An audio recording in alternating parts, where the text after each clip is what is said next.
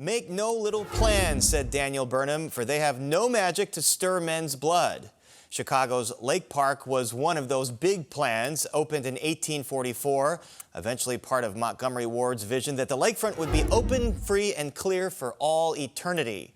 It expanded to 319 acres and switched names to honor Illinois-born 18th President of the United States, Ulysses S. Grant, and it's been Chicago's front yard ever since. It's the crown jewel in Chicago's public park system, an iconic location that is etched in American history, serving as a backdrop to the chaos in the streets in 1968 and the election of the nation's first African-American president in 2008. But is it still open, free, and clear, especially during those warm summer months? It is not open for most of the summer. It is not free for most of the summer. And you put NASCAR in there, and it's certainly not clear. As Jen Kilgore, interim head of Friends of the Parks, explains, Grant Park is a perfect place to hang out if you have tickets to the Sueños Fest or the NASCAR Chicago Street Race or Lollapalooza. It begs the question, is Grant Park for residents who pay taxes to support it, or for tourists? It's for the residents who live nearby, it's for anyone in the city, and obviously it's for private events. The thing is, those private events have almost completely taken over. According to the Chicago Tribune, the park was fully or partially closed for 70 days between May and August, thanks to the aforementioned events. And according to a WTTW analysis, last year, out of 87 summer days between Memorial Day and Labor Day, Grant Park was fully open to the public for 4 of them. How has this become the norm? You know, I remember, I'm dating myself growing up, we had Taste of Chicago, but you could access that. I'm remembering the fireworks. I'm remembering the Bulls championships. My growing up memories of Grant Park are of this wonderful public space, public gathering space. And now it's essentially choked off, and something has to change. Now, the counter argument is that these events bring tremendous revenue to the city, much of which is plowed into the parks for upgrades. Up until this year, none of the revenue that came from the major events in Grant Park went to improve the park at all. Well, it looks like next summer is shaping up to be a lot like this summer, but it is the last year of the city's contract with NASCAR. So here's my proposal. Have you ever been to Summerfest in Milwaukee? What stands out about it? Well, it's a giant music festival that takes place in a permanent space that's built for music festivals. Hey, we've got music festivals. We may not have Leinenkugel Summer Shandy to enjoy at those music festivals, but we do have old style. I know at least one person in support. We think that would be great. And we understand that none of this is simple. And Daniel Burnham said to make no small plans. So instead of a new Bears stadium, what if the city tore down McCormick Place Lakeside Center, built a nicely landscaped festival site, and made Soldier Field the main attraction? Then it could return Grant Park to the folks who pay for it, Chicagoans. And that's our opening shot. And we want to hear from you. Email us at parisonpolitics@fox.com on your thoughts. What should Grant Park be used for? And would you support a permanent dedicated festival site in the city for festivals like Lollapalooza? We'll read your responses on the air. Coming up on Paris on Politics. A panel of aldermen go at it as the city faces a $1 billion budget shortfall. And safety on the CTA. What CTA President Dorval Carter says after 4 people were shot and killed this week. Paris on Politics is next. This is Paris on Politics from Fox 32 Chicago. Welcome to this week's Paris on Politics, where we take you behind the headlines and beyond the spin. And joining us now to pick up our conversation about Grant Park and who the parks are for is Park District Superintendent and CEO Rosa Escareño. CEO Escareño, thanks for joining us. So I want to ask you, 70 days this summer, according to the Tribune, Grant Park was fully or partially closed to the public because of these private events like NASCAR and Lollapalooza. People may have gotten used to Lollapalooza, but has it gone too far with all the private events?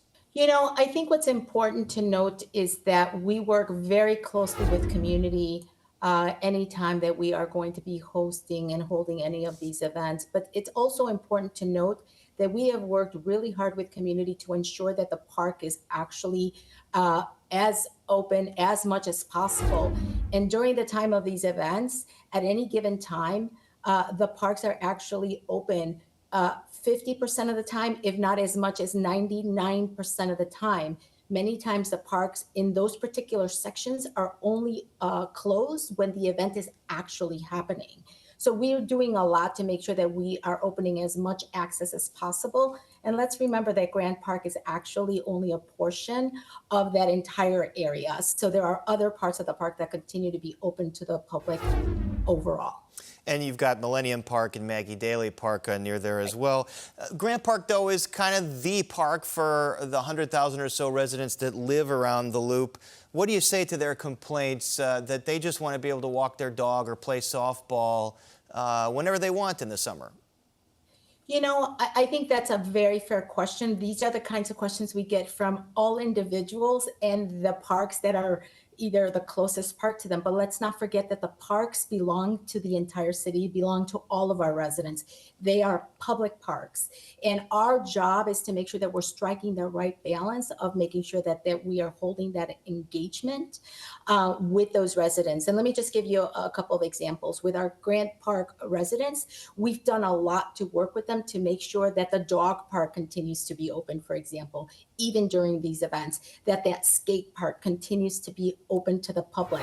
And let's, we have some new pickleball courts, one of the largest areas for pickleball. These pickleball courts were actually made possible because of our many partnerships, specifically with Lollapalooza, who actually, the organizers who actually worked with the community to provide $500,000 investment in that community. So we work very closely to make sure that our community's needs are met and to really ensure that the entire city has access to all of our parks because they are public. All right, there's a new event coming up, El Grito, but other than that, NASCAR is kind of the newest thing here, and it shuts down at least part of the park for a month as they set up and then take down. It's coming back for its third and final year on this contract. Do you want to renew their contract for future events?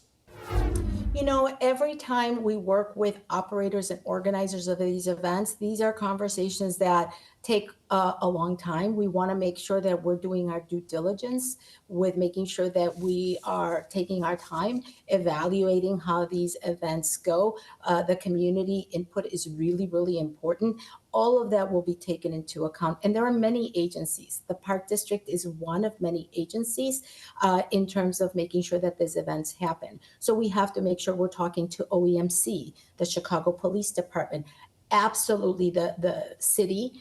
We work very closely with the mayor's office and the Department of Cultural Affairs and Special Events. All of these are departments and agencies that we work with. What's your reaction to the Riot Fest coming back to Douglas Park? They were going to be in Douglas Park, then they couldn't come to an agreement. They left for Bridgeview, but then a few weeks later, they surprised everybody and announced, nope, we're back in Douglas Park. You know, I think we honor the business decision to do what they think is best for them. Our job is to make sure that we have a process in place and that those event organizers are abiding by our requirements. And what's really important here about Riot Fest is that this was a permit that was already ready to go for board approval back in June. So they had met all the requirements back in June.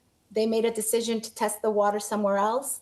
The community spoke loud and clear. They indicated they wanted this event back. They worked this out with the community. As far as we're concerned, they've met those requirements. We welcome them back because the community wants them back. And this is going to go to our board for approval of the permit next week. So again, if this is what the community wants, we are here to make sure that we are holding people to the terms of those permits. And if the community wants it and the business wants to come back, hey, we welcome them back. All right, Rosa Escarreño, thanks so much for joining us. Coming up on Paris on Politics. Aldermen get heated while debating what to do about the city's dire financial situation.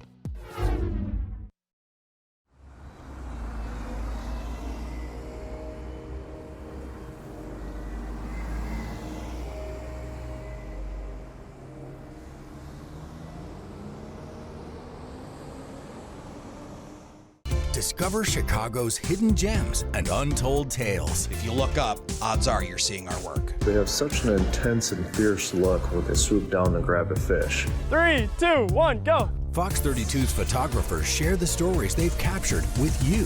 Fountain jet shoots up about 150 feet. Our designers, the sky is their canvas. See Chicago through their unique lens. Streaming now at Fox 32 on Fox Local. Download Fox Local on these streaming platforms and start watching. Being the weather authority isn't something that I take lightly. When you're the authority, people count on you. And in Chicago, of course, the weather can change like that. It's about getting on the air fast when there's severe weather. Among the tools at our disposal now is the ability to really look into a storm. We now have the technology to be able to get down to that street level. To be as precise as possible. Accurate, clear, and immediate delivery of severe weather forecasts. That's what it means to be the weather authority. The glow of the DNC is gone, and now it's back to reality for Chicago's City Council. Part of that reality is bleak, a $1 billion budget gap. Does that mean a hike on your property taxes? This week, alderpeople were briefed on the bad news, and four of them join me now. Scott Waguespack of the 32nd Ward, William Hall of the 6th Ward, Gilbert Villegas of the noodle-shaped 36th Ward, and Ray Lopez of the 15th Ward. Gentlemen, always great to see you. I'll start with you, Alderman Waguespack. What did you learn today about the current budget situation in this briefing? Well, I think it's pretty bleak based on the $982 million budget gap that we're seeing. And if you look forward into the next couple of years, it could grow up to $2 billion. And I think our big problem is that, we're seeing a lot of over expenditures. We're seeing a lot of ideas that probably shouldn't be on the table. But we also haven't seen, I think, the growth that we need to in the city. But when it boils down to it, we're going to have a lot of hard choices to make in this budget. Alderman Lopez, you were in this briefing. What did you hear? No, I heard a lot of hope that we're going to be able to shrink down the bureaucracy. But I think that what we really have here is not an issue necessarily of revenue, but of spending. When you look at what our budget was in 2021, we were at $12 billion. We're now at $16.8 billion. We need to bring our spending to pre-pandemic levels because we cannot just try to replace the funding source of the federal dollars with property taxes. We have to look at where we were before we ask for more money from our taxpayers now. Alderman Hall, can the city cut its way out of a $1 billion hole? Well, first of all, I just definitely want to say thank you for the conversation. Secondly, when we look at the gap, the question is who else is at the table? We definitely need to look at more support from the state. We are the biggest revenue for the state. But when we look at the reciprocity economically, there's some questions that we must have. And then we must also look at the things that are not yet being discussed, different agencies in which we picked up the support, again, where the state can step in. We're paying for the pensions of those who have served our children in education, but yet this district is the only one that the state doesn't pay into. And so we have to look at those gaps and shortfalls as well, and look at many federal partners as well to step in. I think that when we run to the idea of taxes first, without having other levels of government be accountable, then that's where we find issues at the ground level that people don't want to deal with. Although at the same time, Alderman Villegas, the city has been the beneficiary of this federal COVID money over the last several years. That's running out. Is there any state or federal rescue on the way for this hole? No, I think that the budget's the budget. And the reality is that if we're going to rely on Springfield or the federal government to help bail us out, then that's not going to occur. The reality is that we need to take a look at creating some efficiencies within city government, take a look at growing the economy by making developers and development a lot easier to do, demonstrating that the city of Chicago is open for business. There are a couple of mega projects that are, being discussed, whether it's the Blackhawks and Bulls teaming up on the west side, Quantum. I mean, there's a lot of opportunities here, but the reality is that it takes a long time to get things done in the city of Chicago. And we need to take a look at efficiencies. Look, I put forward a bunch of ideas around time and attendance that would save $40 million. I put some ideas around going to the cloud for CPS cameras, which would save us $250 million over 5 years. We need to start thinking about ways to create revenue and not so much going to taxes first. People are tired of taxes. Property taxes are going to be the death of any elected official that supports that. Although property taxes are the biggest bite at the apple here to raise revenue, the mayor promised he would not raise property taxes in this term. Alderman Waguespack, is there any way to go forward without some kind of raise in property taxes when you're talking about $1 billion here? Well, I think his window of opportunity is closing, and there's no way the state and the feds are going to come and rescue us. That's just out the door. I think, a couple of guys touched on it. We need to grow our economy, but that means we have to be business friendly. So when businesses are coming in, we have to cut the red tape in a serious way and say, look, whether it's a small, medium, or large business, we need to get them in the door to start creating more revenue. And if you look at our revenue in different areas, some of it is up and it's recovered from the pandemic. But in many areas, it's down, and we can't keep rating the same places. We can't go to the hotels and say, we're going to jack up the taxes there and stick it to tourism. So there's a lot of things we need to look at. And I think the first place we need to start is really auditing.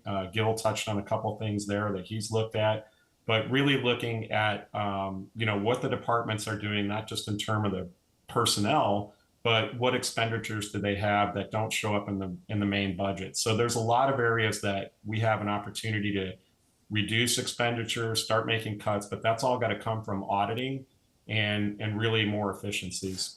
Well, listen, the reality is that we have only a couple of levers to pull right now in dealing with this budget. You either have property taxes, increase in fines, increase in fees, or tip sweeps. That's it. So unless the Springfield is going to expand sales tax and allow for other professional services to be taxed, the tax structure that we have is the tax structure. So I think that when we're taking a look at trying to work with our partners, we can make suggestions, but the reality is that they're elected as well. And so it's hard pressed to have elected officials to say, hey, we're going to increase property taxes or we're going to increase taxes, because that's going to hit them as well. I think we need to take a look at what our budget currently is, and we'll have to make some adjustments as relates to creating efficiencies, taking a look at what the true workforce is within the city of Chicago.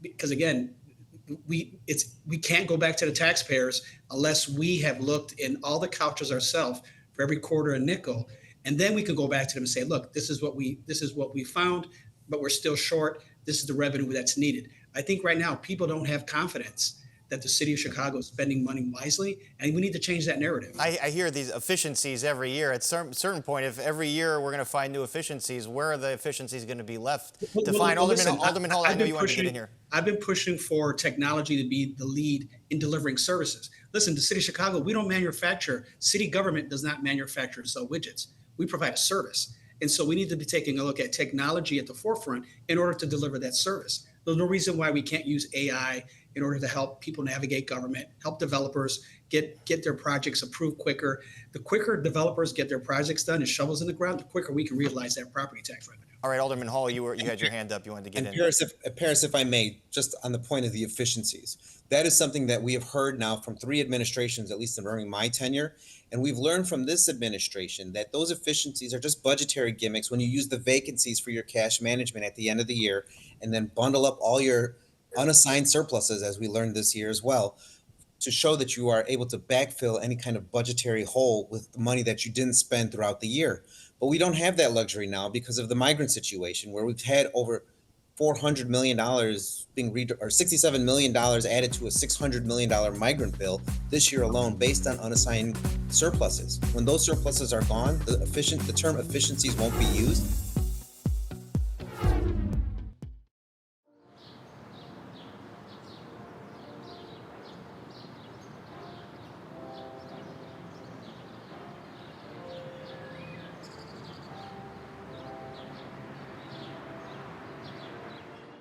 It's been 3 weeks in this matchup of Trump versus Harris, and the race seems to be tightening. With repeated appearances in all 7 of the battleground states, the candidates and their VP choices are repeatedly hitting spots that will hopefully win them the coveted electoral votes that will put them over the 270 mark. I'm S.E. Cupp, inviting you to join us each week with partner newspaper and television reporters in every swing state market. It's a wild ride. Hope you can join us. Weeknights at 11 on Fox 32 Chicago. Our journey to $250,000 begins now. TV's #1 game show is back and even bigger. This is not the same floor. Now with 100 players battling for territory. There's so much strategy this season. If you want to rule Taylor Swift songs, you have to duel. Hero, love, together, haze. Light it up! The Floor premieres Wednesday, September 25th after The Masked Singer on Fox. Your good day streams here. Trust the Good Day Chicago crew to get your day started right. The wake-up news, weather, and traffic you need with a good time, guaranteed. Streaming live on your smart TV. Weekday mornings at Fox 32 on Fox Local.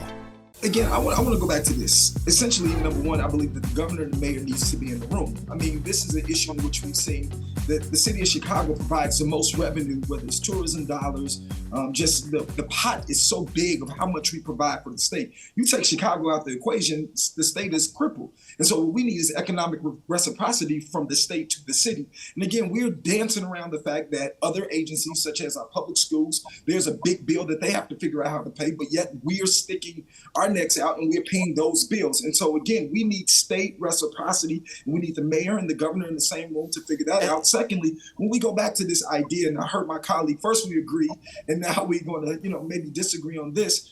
Essentially, when we look at this idea of the migrant crisis, this is a federal issue. This was not an initiative that was led by our mayor, our current mayor, or even our previous mayor. I mean, at the end of the day, this was a federal issue. We need federal reimbursement for the migrant crisis. But yet, at the end of the day, when we stepped in to spend emergency money to make sure people were not everywhere scattered all over the streets, simply because there was gridlock in D.C., in which we saw that the border crisis was a political issue from the Trump disciples, we stepped in to essentially get people off the street. We've seen a mass exodus of migrants leaving Chicago to find green pastures everywhere else. And so what we need is, again, this is a sanctuary state. And so we need more state money to deal with a federal issue that landed in Chicago. No one's addressing that, because when we look at the money in Chicago, we are spending the majority of our money on debt and pension. It's been historically. This is not the first time in which we've had a crossroad of trying to figure out how to rob Peter to pay Paul. And so what we have to figure out, again, is reciprocity economically from federal and state, because the biggest issues in this budget that we're currently facing, in which there's a gap, has been issues from the state and the federal. All right. And so what I want to, again, extend to my colleagues, all 49,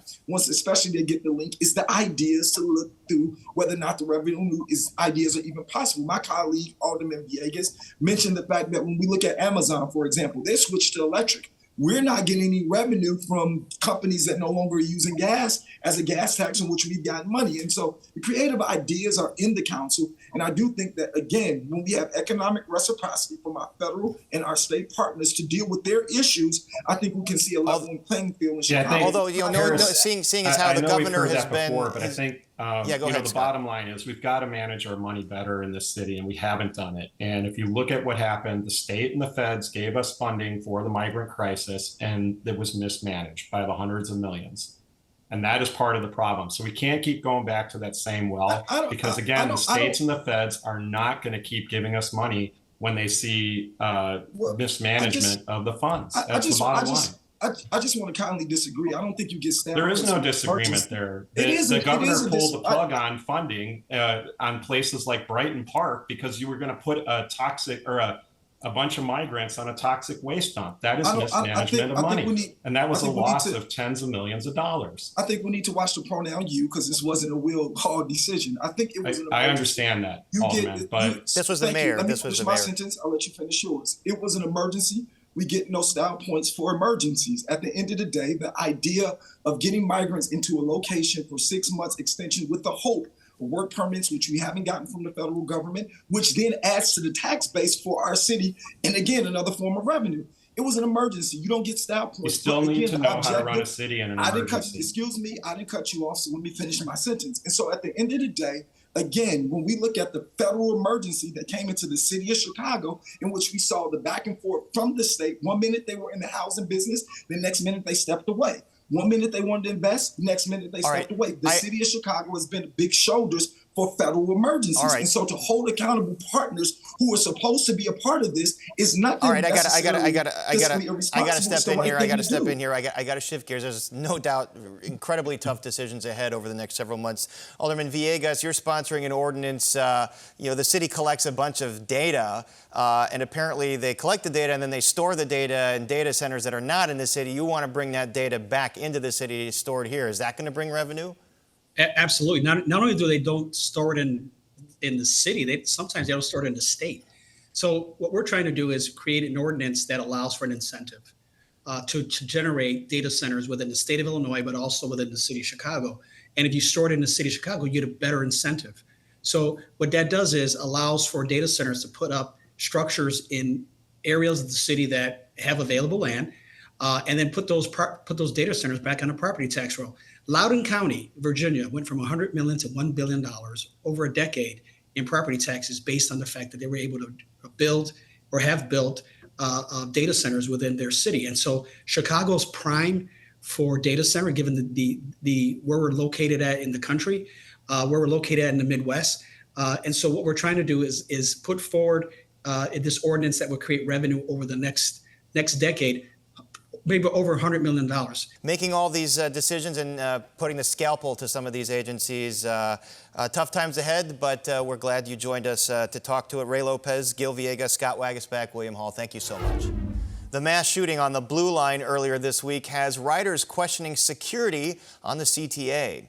CTA President Dorval Carter made a rare appearance in front of the press this week, and he says despite the incident, Chicago's transit system is safe.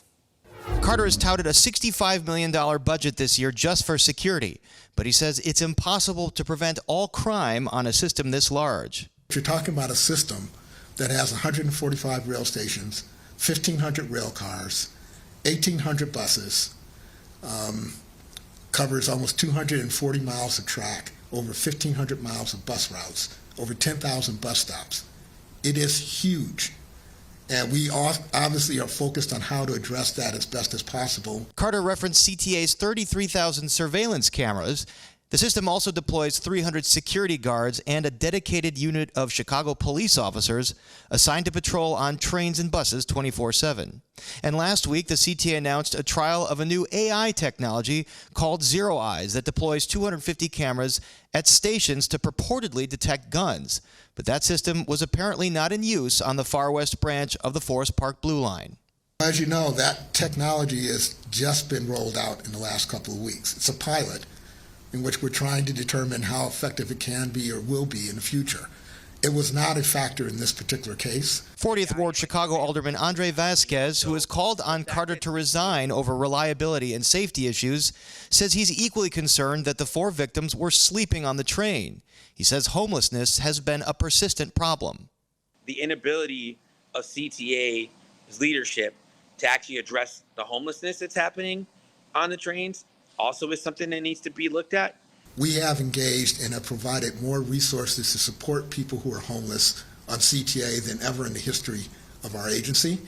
That includes partnering with social service agencies who are out on the CTA every night, providing services to support them and to provide them options other than sleeping on CTA trains. Carter called for more funding for homelessness, but says it is beyond the scope of the CTA to solve on its own. And that is our show for this week. Enjoy your weekend and stay up to date on all the news you need to know with Fox Chicago on air and online. And of course, go Bears. So long, everyone.